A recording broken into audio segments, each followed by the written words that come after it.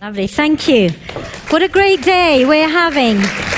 Such spirited conversations. My name is Ray Snape. I'm the head teacher of a small primary school in Cambridge in England. We're an Ashoka Changemaker school, and I feel very honoured and excited to be here today. And as Saku said, we're moving the focus slightly to think about whole school models of innovation.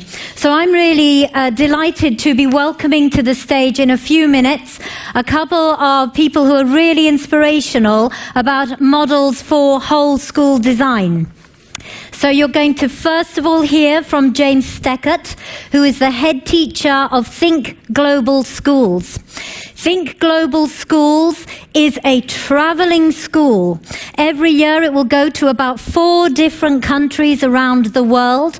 The children will connect with the people, with the context, and engage in project-based design and looking at a genuine change-maker curriculum. So you're going to hear from James first. Then I'm going to introduce you to Mila Coco, and she is from Hey Schools. Hey, I understand now, means hello, but it also is an acronym for Helsinki, I'm going to get this right, Helsinki International Schools. A really inspiring model of taking the very best of early nursery education and, in the words of Hey Schools, turning that into a model, a franchise model that they can share around the world. So really interesting designs. We're going to hear from James first. Let's give James a round of applause. Thank you. Thank you so much for having me at the HundrED. Last year I was here, and this year is even more exciting. So I'm honored to be here. I'm very grateful for the position that I get to have at Think Global School. I'd like you all to take out your phones, and I want you to take a picture of me, and it's not from an egotistical standpoint, but I want you to film it in landscape. Do you know what landscape means? It's not portrait, landscape. And when I say go, you're going to press the button, but not before I say go, because this is really, really important. So you focus in on me. When I say go, you push the button. Is everybody clear? Someone's doing a portrait there. We wanted landscape. It has to be landscape, not portrait. There you go. Okay. Never film video in portrait. All right. First lesson I learned at Think Global School. All right. Are you ready? On the count of 3, I'm going to say go, and you film me. Are you ready? 1, 2, 3, go. All right. Look at your photo that you have taken of me. Am I blurred? Who got me clear? One person got me clear, everybody else is blurred. That is the photograph that my mother has of me from the age of 3 until the age of about 16. I was that kind of kid. I was constantly moving. And I would argue that a lot of our kids are.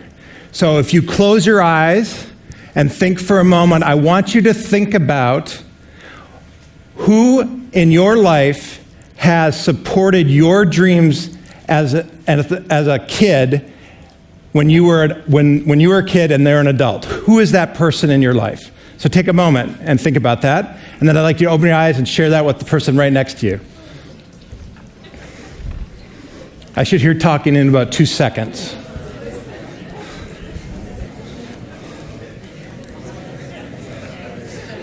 Everybody have an adult like that in their life?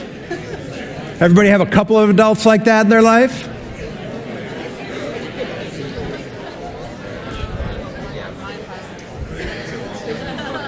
So to get to this stage, hold that person in your mind because we're going to get to it in a minute. I want you to remember who that person is. To get to this point where I'm on this stage right now, I went through a transformation. I talk about how I did project-based learning 25 years ago before it was cool, before people believed in it, before people thought about it.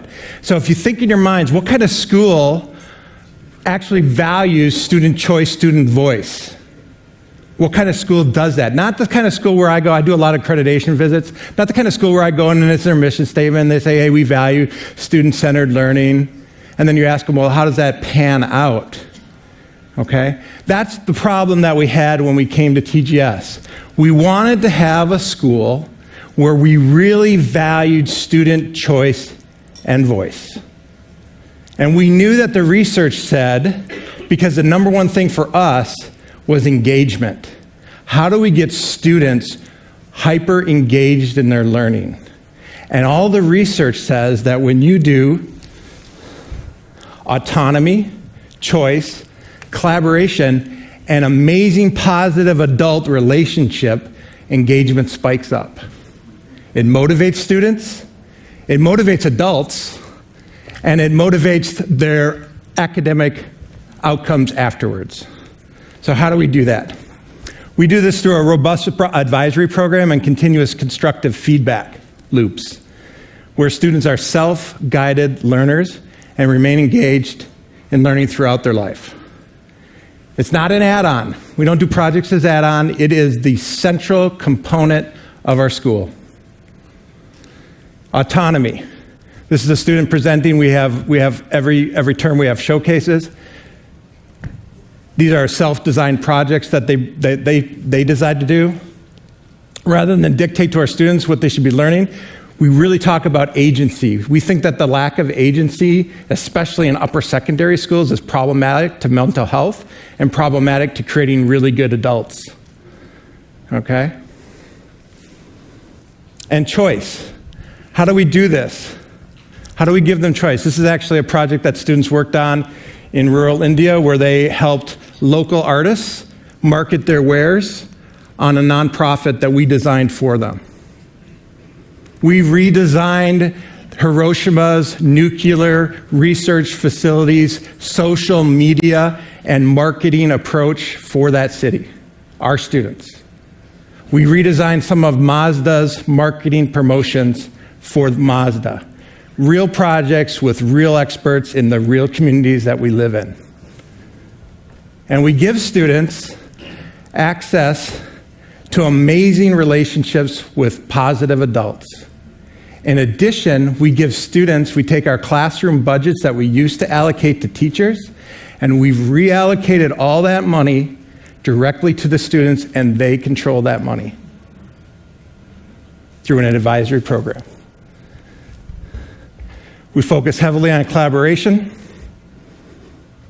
Almost all their projects at the end are collaborative projects.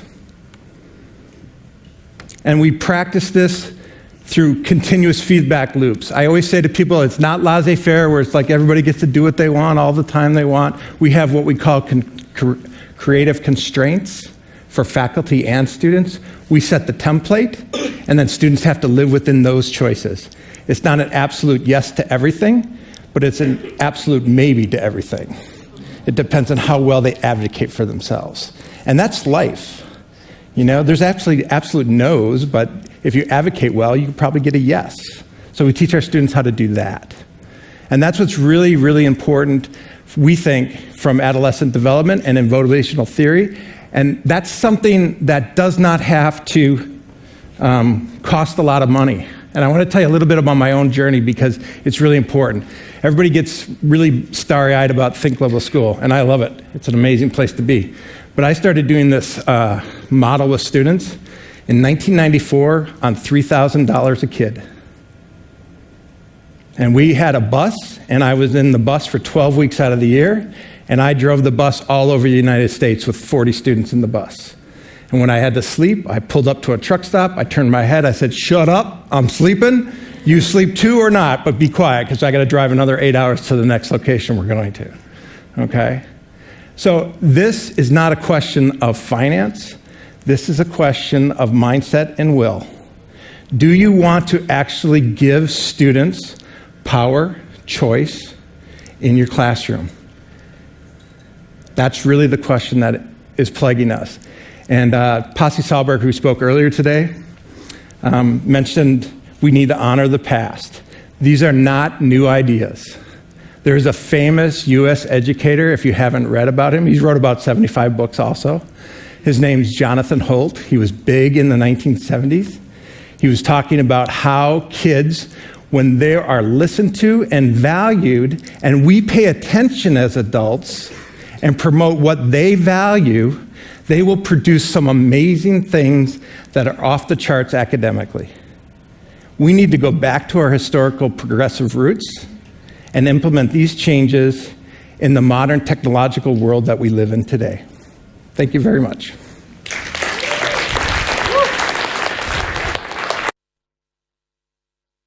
Very much, James. Some really powerful messages there.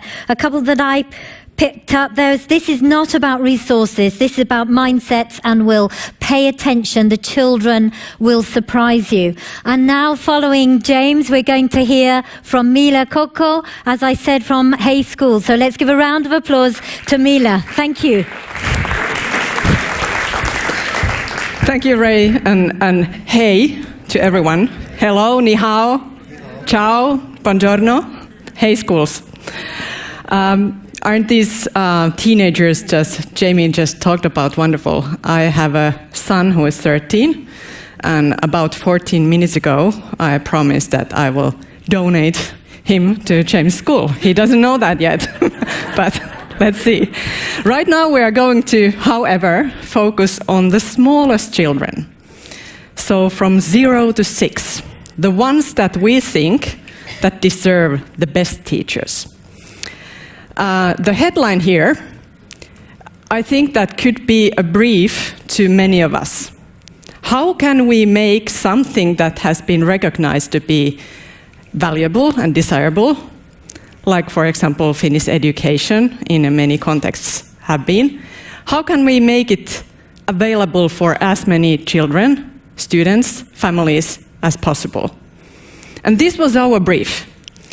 So our innovation really is not Finnish education. We are standing on the shoulders of giants there. There hasn't been decades of work of teachers, researchers, parents, students, everybody. So we are definitely not claiming to own Finnish education or even early childhood education.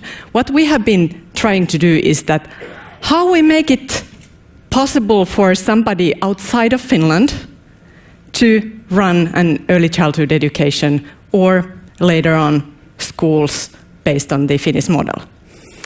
And we realized that it actually meant this multidisciplinary approach has been mentioned many times already, and we realized that actually we need people who have strong background in policy making. We need a whole university. University of Helsinki wanted to be one of the founding partners with the Hay School.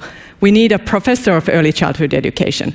But we also need people with quite different backgrounds, like Anne Rusanen, who is head of design and has been working 2 decades with the branding and designing concepts. Or my background is also not in education, and I'm not even pretending to be an educator, because we have a wonderful team, not only this one, but a wonderful team of many, many professional educators.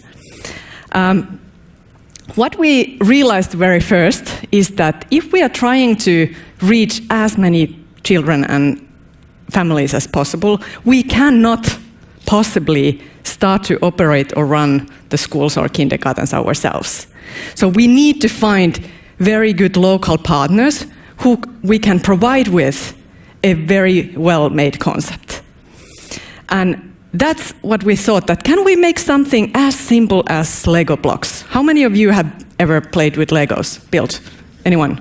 And stepped on it barefoot in the middle of night? I have, many times. So we thought that can we make something that is as simple and sticks together as perfectly?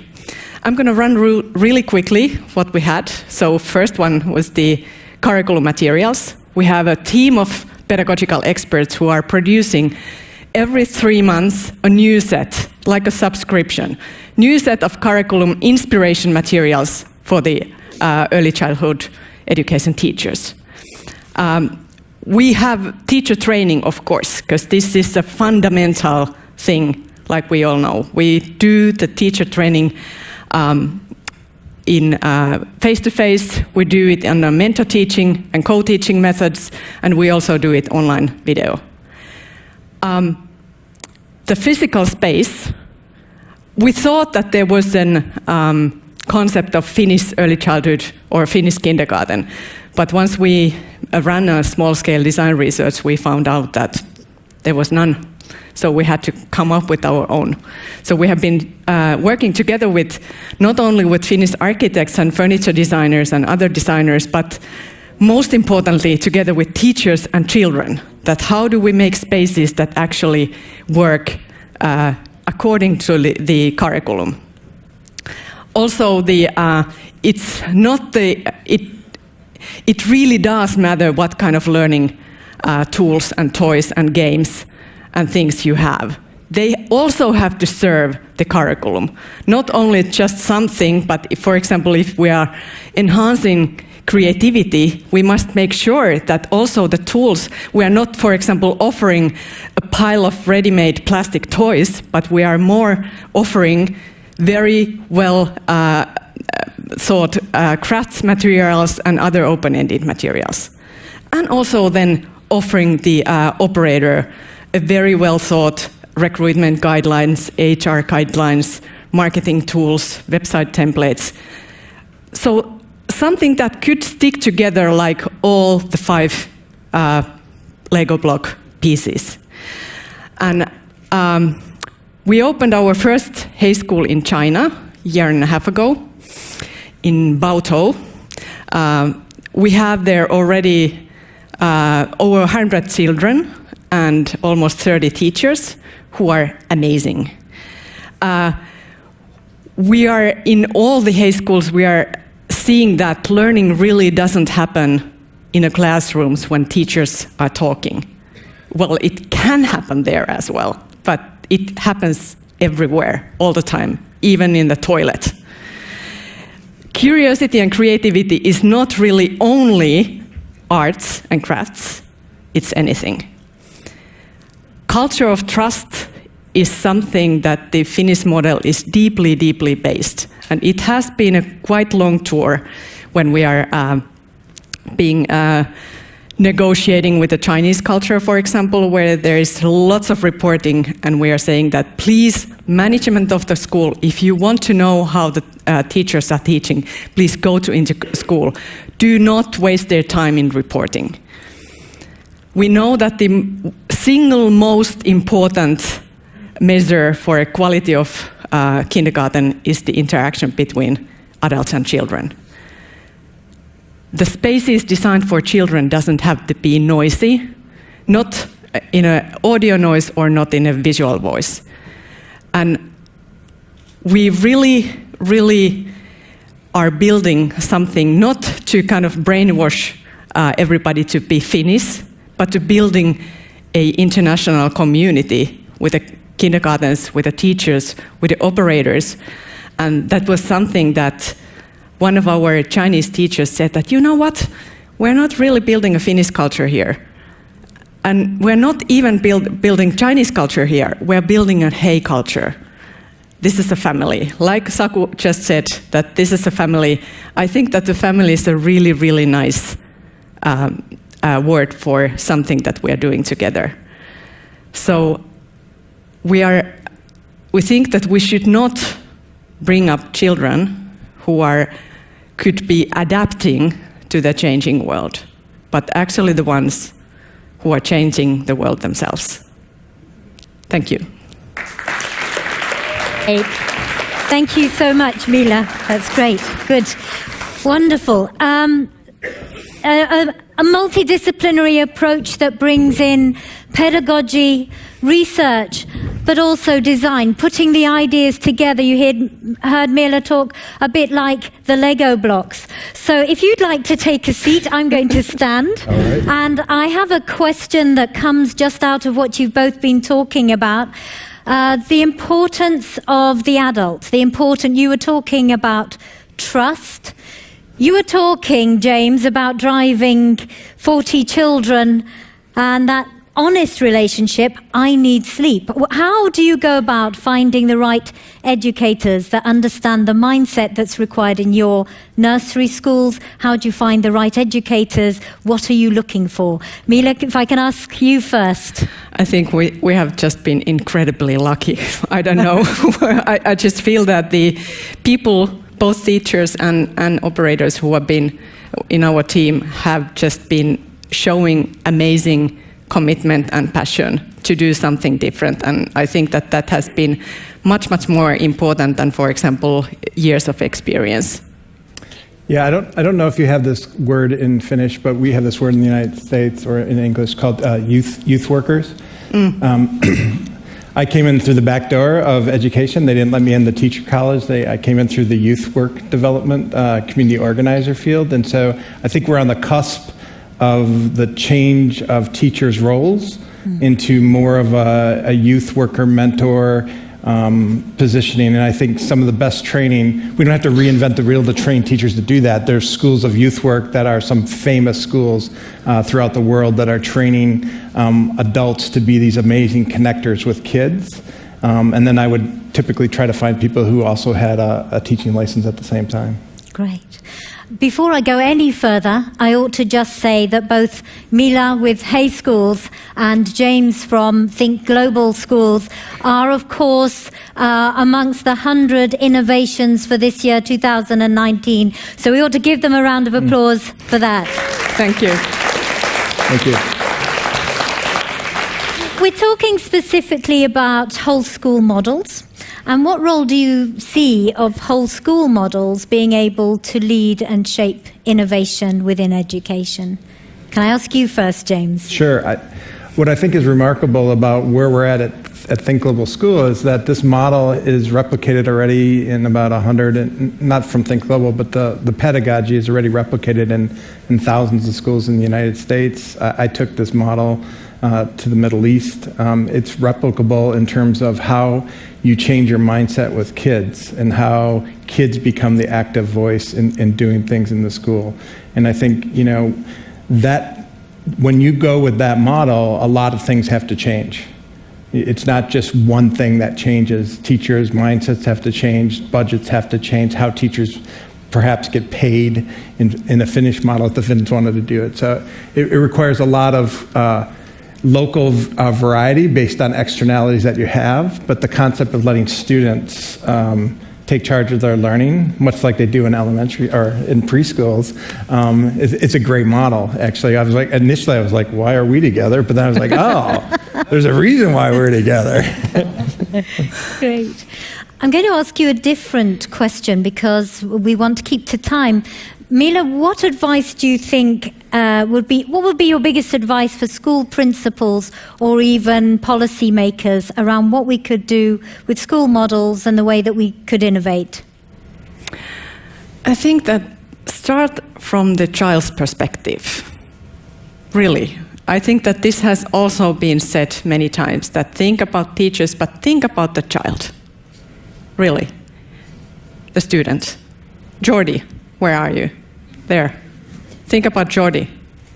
Great, okay. That's it. Putting the child at the heart of the design process. Seriously. Yeah, great. Whether it's the tools or toys or whether it's the space that they are, whether it's their cafeteria, whether it's their toilet, think about the kids. Great. Is that the same for you, James? It's about putting the heart of the child, the spirit of the child in the center of your school planning? Yeah, so students right now, we've brought students into our staff meetings. Students run all of our showcases. They decide a significant portion of the budget of where that money goes.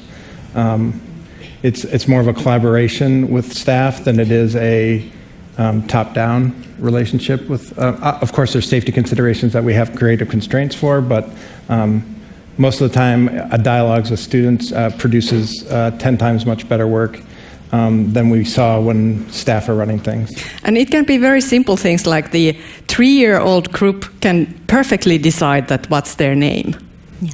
That are they dragons or are they something else?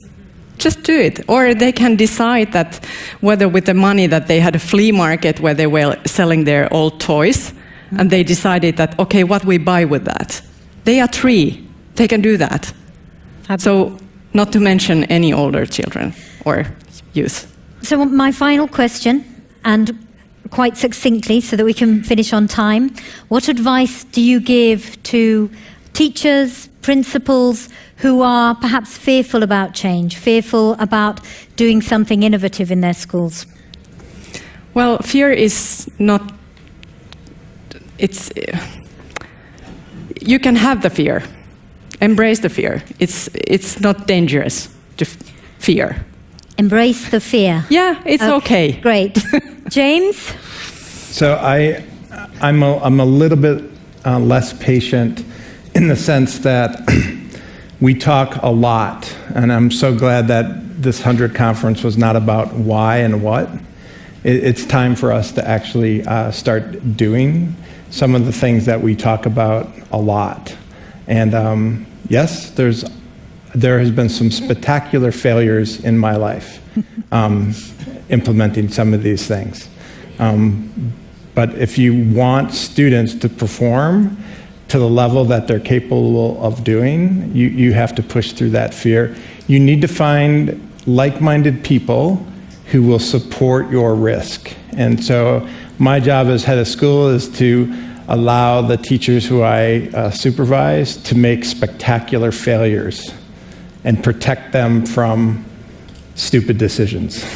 We do have a full wall of failure at the office, and I have failed more than anybody else. Okay.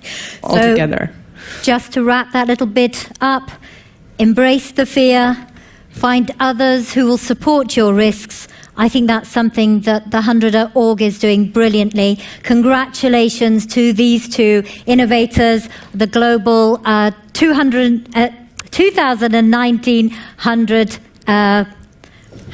schools. A round of applause. Thank you so much.